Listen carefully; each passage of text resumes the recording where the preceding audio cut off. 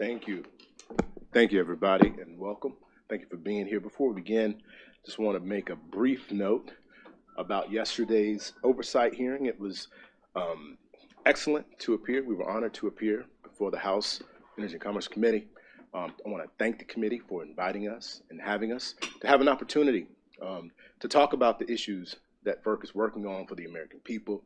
In particular, I'm extremely proud to share with the committee my thoughts on Order Number 1920, which I believe provides a framework to build the energy delivery system that we need for the future. And I'm so excited about what is to come regarding Order Number 1920, Order Number 1977, and Order Number 2023. I believe this suite of transmission reforms is balanced, and I believe it will give us what we so desperately need to meet the demand that we know is going up in our country, and to bring on those resources that we know are waiting in the wings.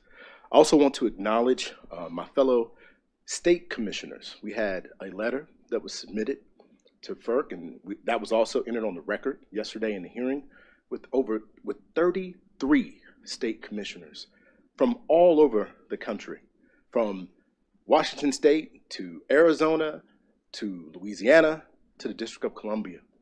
They signed on to a letter supporting Order Number 1920, stating that it will boost the reliability of our transmission grid and increase affordability for our consumers.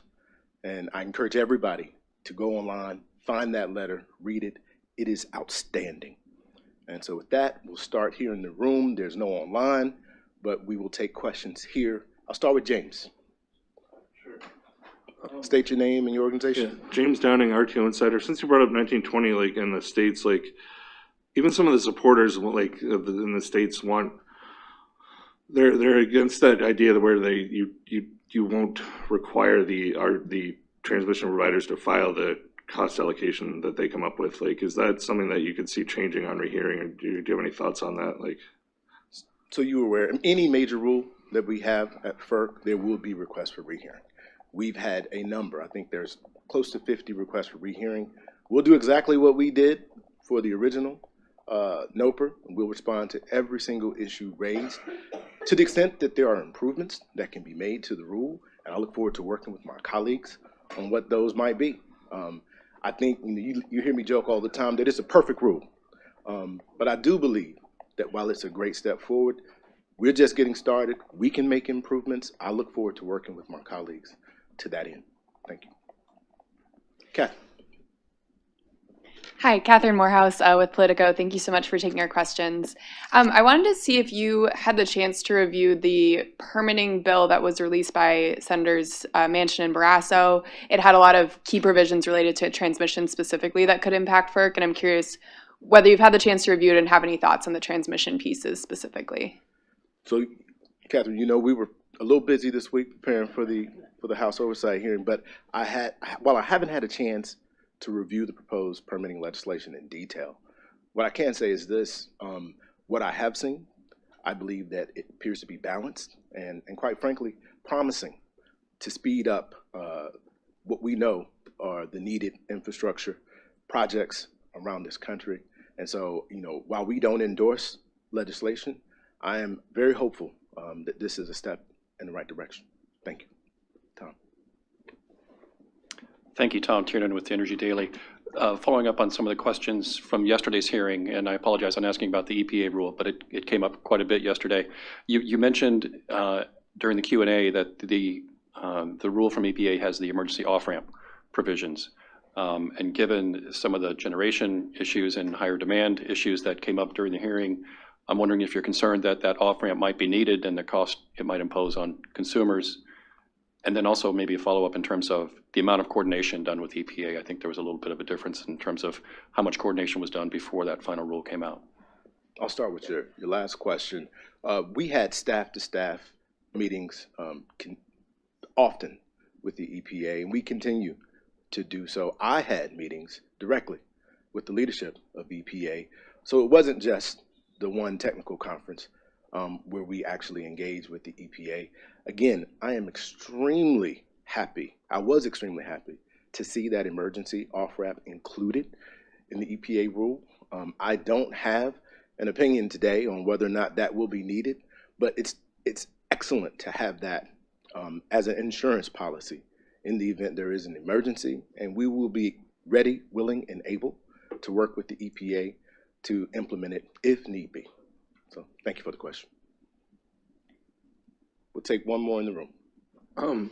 Just now that you have like 3 new commissioners, can you kind of talk about what that means for the rehearing processes on 1920 and 2023? Like, yeah. So you hear us say all the time that the commission works best when we have 5. And what that really means is that when you have 5 full commissioners, they bring with them all of their history, all of their experience, all of their expertise to bear. And I believe you get a better result. You get better orders. You get better outcomes because of that diversity of opinion. And so, because we have 5 now, I think we're going to get an even better order on rehearing, strengthen these rules. We know that order number 1920, it is a good rule, it is a strong rule, and it is here to stay. Thank you. So Tom, yeah, that's it.